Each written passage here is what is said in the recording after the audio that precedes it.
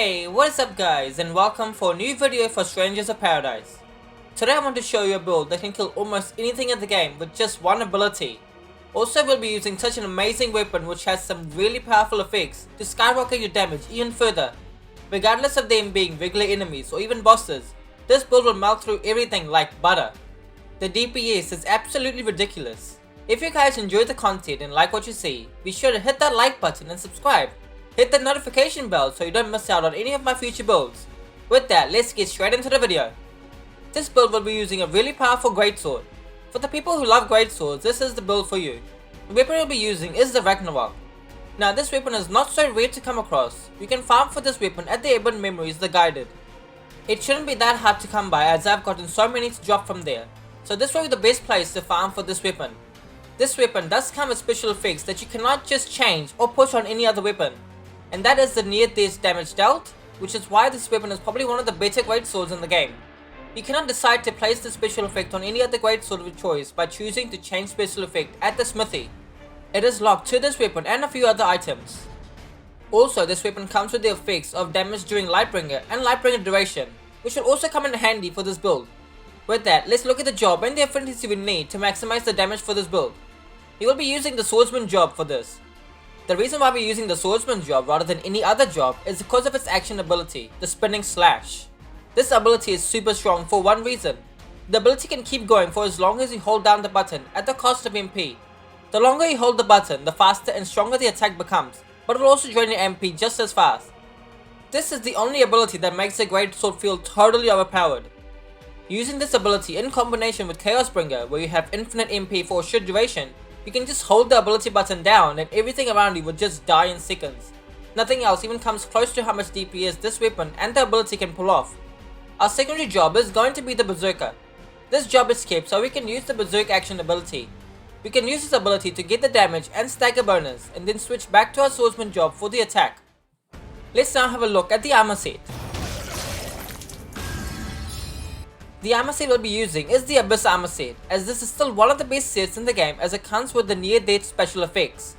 Near death damage taken and near death damage dealt can only be found on this armor. From what I have known so far, this is the only armor set that comes with these effects. So getting this is a must. You can farm for this set at the same mission of Ebon Memories the Guided, which is great as you can farm for both the weapons and the armor in the same mission. Let's go over the job affinities you will need to get on your weapons and your gear pieces. Now I do have some really good artifacts for my gear pieces, but I will go over the 2 to 3 most important job affinities you will need to focus on to maximize your build. First one is of course the Dark Knight. You will need to reach full 400% to get the ability Last Resort. This is absolutely crucial for this build as it will have all your near death effects be active all the time. Without it you will not do near as much amount of damage that I showed. Then the second being the Cyclic Warrior. You will need this to reach at least 250% so you can use the Fearless Soul ability. Since we'll be using Chaosbringer as our main attack source, our MP will be turned to 0 with each use. This ability will allow our MP to be back to 2 bars all the time. Then the last being the Berserker. Getting this to 250% will also be really helpful. Since we'll be in the enemy's face the whole time, the effects of Shell and Protect are very good to tank the enemy's attacks, without which you will get broken and be very vulnerable. Those are the only important ones you should focus on. Anything else you get will just be a bonus. Now let's go over the command abilities. Firstly, we will be using the Mighty Strikes. This will allow all our attacks to be weakness attacks and in turn dealing more damage. Then for the second one, we'll be using Lunatic. This will greatly increase our attack speed and make us hit the enemies even faster and harder. For the last one, I'm using the Blood Weapon. We don't have any other sort of healing, and since we'll be tanking the enemy's damage right in their faces. Also, another reason you would want to get this ability is because of the Berserker skill will lock you out of using your potions. So without this, you will have no healing whatsoever. Or if you really want some more damage, you could go for the Seal of Blood. This will greatly increase the damage of your next ability we use. Since you only use one ability the whole time, we get really good use of this. Holding down the button to extend our ability duration still just acts as using the one ability. We can have this huge damage increase be active all the time while we swing our greatsword like crazy. I would recommend only using this if you're going to go and face bosses. I would still prefer going for the Blood Weapon for better overall choice. Let's quickly go over the job master points I use for this build. Firstly, we'll get 10 points into strength, then 5 points into ability damage dealt, 10 points into both near death damage dealt and near death damage taken, Then we have 10 points in the both Lightbringer damage and Lightbringer duration, 5 points in the Soul Burst MP recovery, and then 9 points in the break damage taken. That is it for the items and gear pieces you will need to make the most of this build. It truly is one of the best builds for using a Greatsword. They attack really slowly and can be really hard to use. With this, you can just use one ability and it just wrecks everything around you. The speed in which the bosses can get killed is totally ridiculous. When you are able to proc all your command abilities as well as your berserker action ability, there is nothing that can get past you.